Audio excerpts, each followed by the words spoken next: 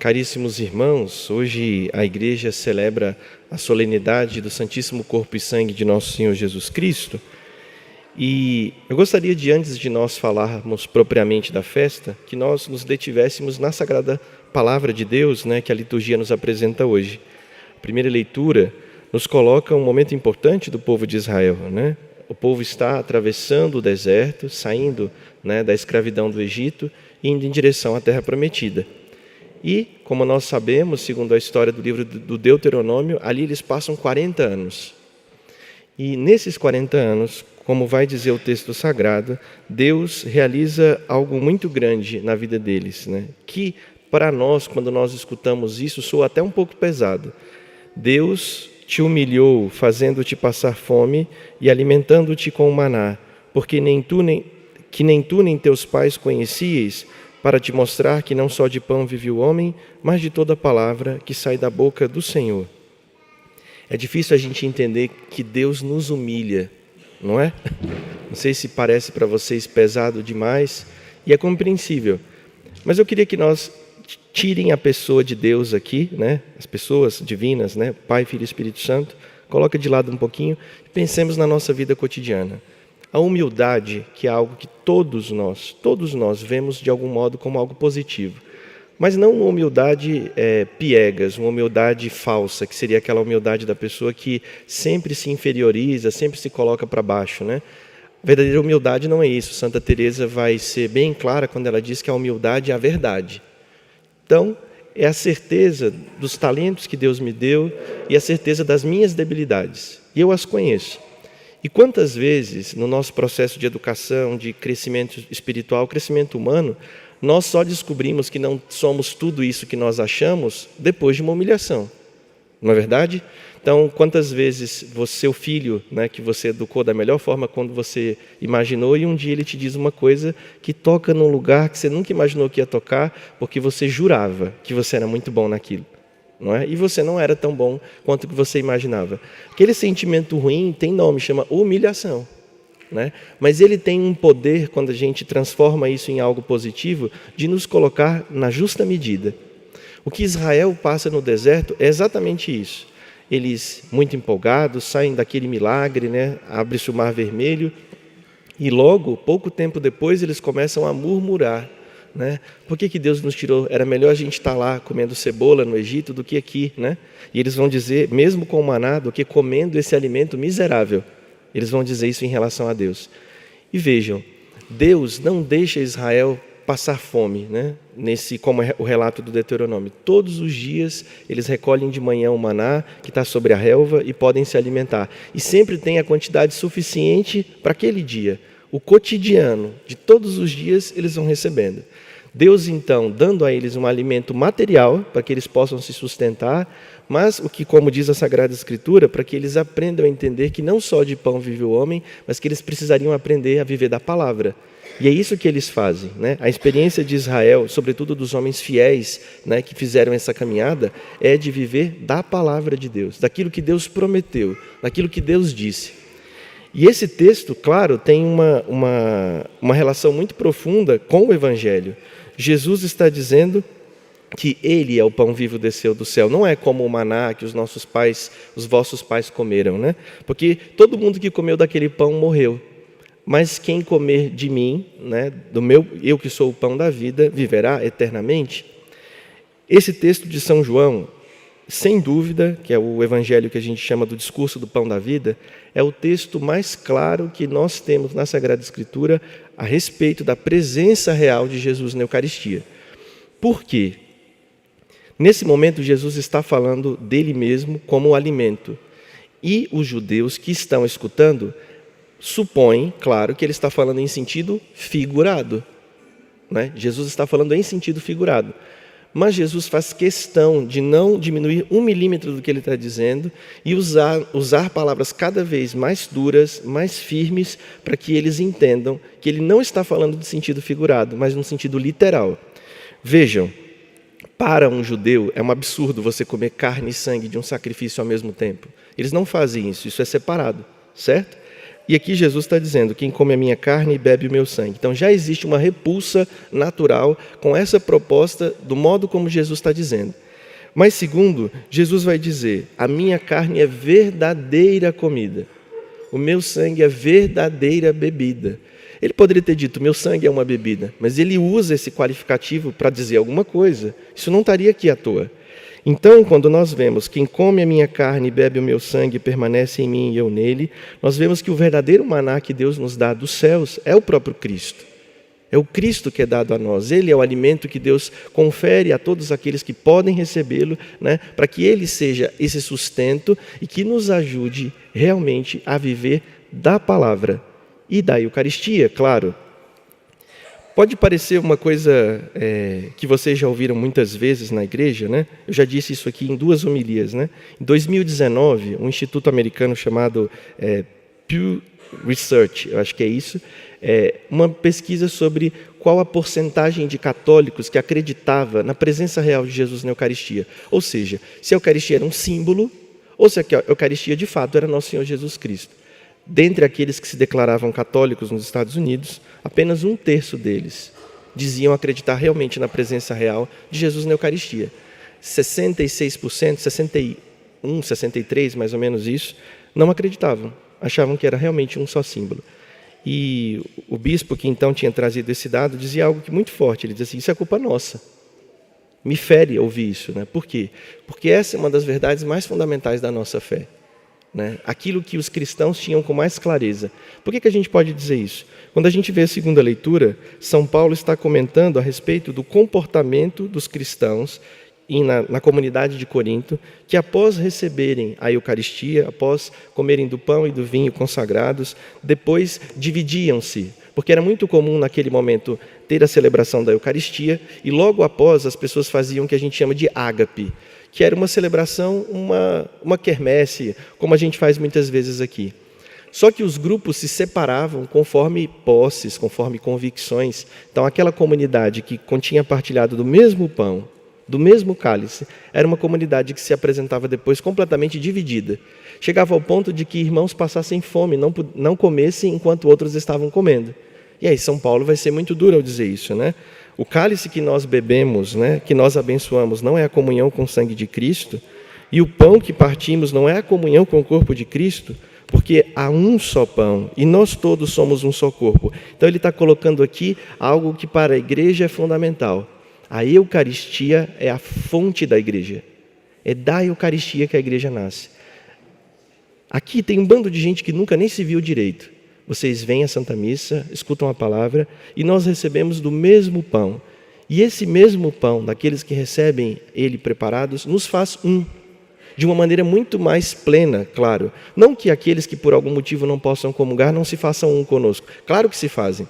Eles têm comunhão na fé, comunhão na crença. Por algum motivo que muitas vezes lhes foge a capacidade de resolução, eles ainda estão unidos conosco.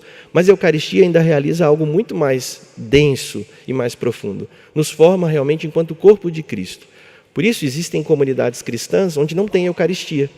É uma comunidade que vive da palavra. Porém, aquela comunidade que pode ter um sacerdote, ter essa graça de ter a Santa Missa, vive dessa presença real de Jesus, né, no meio deles. E aí, por que eu usei essa expressão, né, do cardeal Robert Barron, né, esse comentário a respeito, né, dessa pesquisa, que é realmente chocante, né?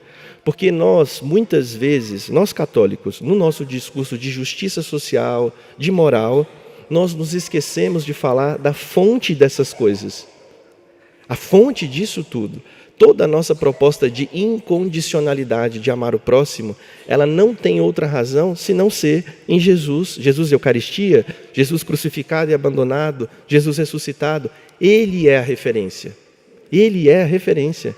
Porque nós podemos sim fazer grandes coisas na humanidade, mas se nós não temos um referencial infinito, do qual não haja limites, nós vamos em algum momento dizer, tal irmão não merece o amor de Deus, tal irmão não merece a minha misericórdia, tal pessoa não merece a minha caridade. E a Eucaristia é então Cristo todo inteiro que nos serve de alimento para que essa força que nós somos chamados a expressar por meio dos nossos atos, da nossa vida, não seja só nossa. Não seja só nossa. Claro que Muitos vão tirar essa força da palavra de Deus. Às vezes um texto vai dizer aqui, vai tocar profundo no coração e vai te chamar a perdoar alguém, não tem dúvida. Mas o Senhor Ele quis dar-se inteiramente. Deus, então, que num determinado momento da história desce dos céus, o Filho de Deus, né? A segunda pessoa da Trindade, assume sobre a sua pessoa a humanidade. E não satisfeito com se empobrecer, porque, claro, Ele, todo Deus, Ele não precisa da gente, né? Mas Ele quis assumir sobre si a nossa humanidade. Ele mais uma vez desce, agora não simplesmente deixando de ser quem Ele é, mas podendo ser chamado de coisa, podendo ser chamado de algo.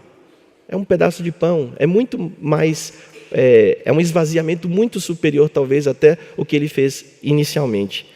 E vejamos, meus irmãos, isso na igreja sempre foi compreendido desde os primeiros séculos. Se nós tomarmos os textos dos padres da igreja, vocês vão encontrar a crença, a fé constante e perene na igreja da presença real de Jesus na Eucaristia. Corpo, sangue, alma e divindade. Significa que Jesus na Eucaristia está todo como Deus, todo como homem, assim como Ele é. E mais do que isso, essa festa que nós celebramos hoje não é uma festa, por assim dizer, desde o início do cristianismo. Ela foi promulgada, né, por uma bula chamada Transitrus, do Papa Urbano IV, no ano de 1264. Né? Por que ele fez isso? 2 eventos muito importantes aconteceram antes que ele escrevesse esse documento e transformasse essa celebração, que era uma celebração de um mosteiro na cidade de Liege, né, para toda a igreja. 2 milagres aconteceram. No ano de 1209, ou seja, mais de 50 anos, praticamente 50 anos antes, uma santa chamada Santa Juliana, desse mosteiro de Liege, teve uma visão. E nessa visão, que não era de Jesus, mas ela tinha uma grande devoção por Jesus na Eucaristia, ela viu uma grande lua, muito bonita, né? E nessa lua tinha uma faixa escura que atravessava essa lua. E a compreensão que ela teve daquilo que ela estava vendo foi que Nosso Senhor dizia que a lua representava a vida da igreja. E essa faixa escura era a ausência de que na vida da igreja houvesse uma festa que permitisse que os cristãos adorassem a Eucaristia. Adorassem a Eucaristia.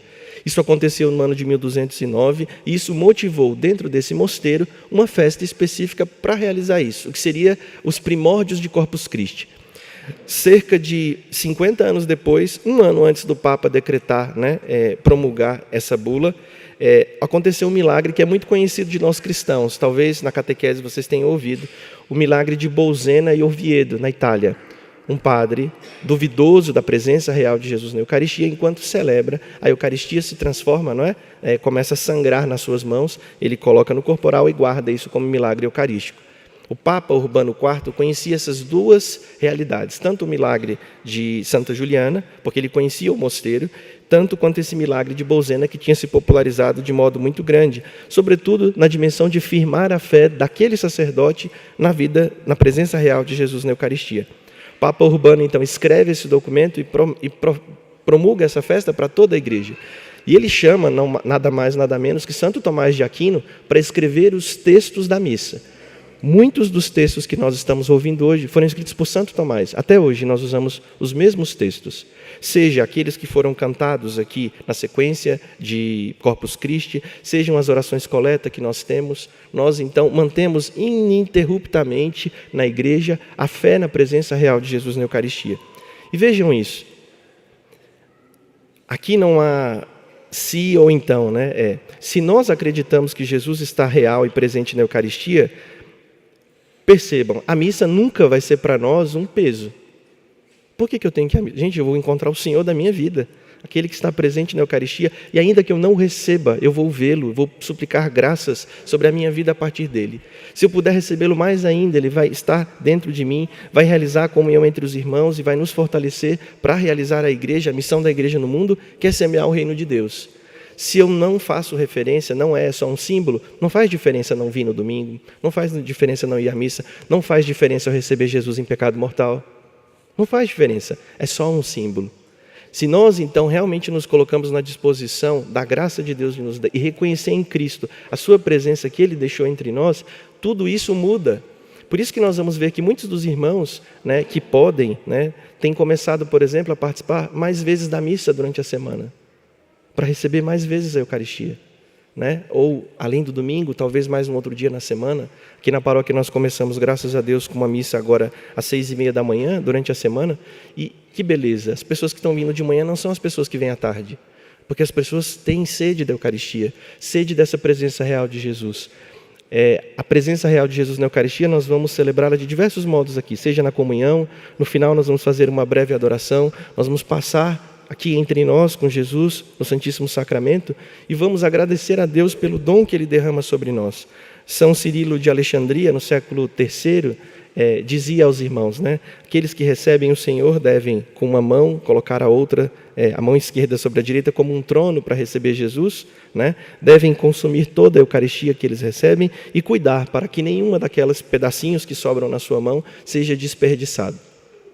Então isso não é o discurso de um padre zeloso ou piedoso de 2023. Não, isso é uma compreensão desde o início da igreja, porque cada pedacinho daquele, sem dividir o Cristo, é Cristo todo inteiro. Então, a gente que comunga na mão, e eu também aqui, como vocês, né, muitos de vocês, a gente precisa ter aquela atenção, porque às vezes a gente recebeu aqui, ó, e aí Jesus, que se sujeita ao fato de ser pisado por nós, muitas vezes nos corredores, porque a gente não dá importância a isso. Então, tenhamos esse cuidado, esse zelo com a presença real de Jesus na Eucaristia, aqui, sem loucura, tá bom? Tem gente que às vezes fica tão perturbado com isso, né? Às vezes acontece, por um acidente da Eucaristia, cair no chão. Acontece, de vez em quando isso acontece, né? Não porque nós queremos, não porque o fiel queria, mas isso aconteceu. O que nós fazemos? Vocês já devem ter visto, a gente vai lá, recolhe aquela Eucaristia, coloca um pouco de água e a gente espera o quê? Que se dissolva aquele pão. Por quê? Porque a presença real de Jesus na Eucaristia se dá enquanto há o pão. Enquanto eu consigo ver pão, aparência de pão, ali tem a presença real. Se desfaz aquilo, não tem mais a presença real. Vocês também devem conhecer um outro milagre, e aí eu termino a homilia por aqui, como uma curiosidade. Na Itália, há um grande milagre, conhecidíssimo, milagre de Lanciano, né? Onde nós vamos encontrar naquela igreja uma hóstia que se mudou, né, no momento da consagração, né, em carne, e o vinho se transformou em sangue verdadeiramente. Dentro dessa capela, embaixo de onde está o milagre, tem um sacrário. Por quê? Porque nós entendemos que aquele pão que virou carne, aquele sangue que virou, aquele vinho que virou sangue visivelmente, na aparência de sangue, não é mais Jesus. Você, opa, não é mais Jesus? Não. Aquilo é uma relíquia de Jesus, como se fosse, imaginem uma criança que a gente corta um pedacinho da unha e guarda. Como se a gente tirasse um pedaço do dedo de alguém e guardasse. Ali não é a pessoa, é um pedaço, né, daquilo do que é o corpo dela. Por isso que embaixo de onde está o milagre, a gente tem um sacrário, porque ali está Jesus. Nas aparências do pão e do vinho. Quando a gente fala aparência, é porque se eu levar para o laboratório e medir, vai ser trigo. Vai ser glicose lá no vinho, vai ser sacarose, enfim, tudo aquilo que tiver presente na composição química, isso para nós, numa linguagem filosófica e teológica, a gente chama de aparência. Substância é o que a coisa é. Por isso que nós na igreja chamamos de transubstanciação.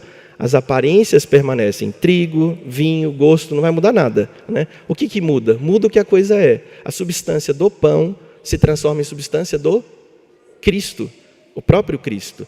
É isso que nós celebramos hoje, né? O milagre da transubstanciação, né? Que é aquilo que é o termo que a igreja usa para designar essa presença real. Mas mais do que isso, tenhamos uma vida eucarística. Uma vida eucarística significa uma vida voltada por essa presença de Jesus entre nós e que nos convida verdadeiramente a estarmos numa dimensão de doação como Ele faz. Ele que desceu dos céus, se encarnou pelo Espírito Santo no seio da Virgem Maria, se fez homem. E Ele que, sendo homem e Deus, se faz pão por amor a nós. Que Deus nos permita hoje, nessa celebração bonita de Corpus Christi, agradecer a esse mistério. A Eucaristia faz a igreja. A Eucaristia conduz-nos cada vez mais para o mistério de Cristo ressuscitado, também o Cristo crucificado, por esse sacrifício que nós vamos receber, ao mesmo tempo o banquete que nós vamos nos alimentar e por esse memorial que traz a nós a presença de Jesus no nosso meio, crucificado e ressuscitado, que nós vamos receber e que nós vamos adorar, assim seja. Creio em Deus Pai, céu e da terra. e em Jesus Cristo, seu único Filho,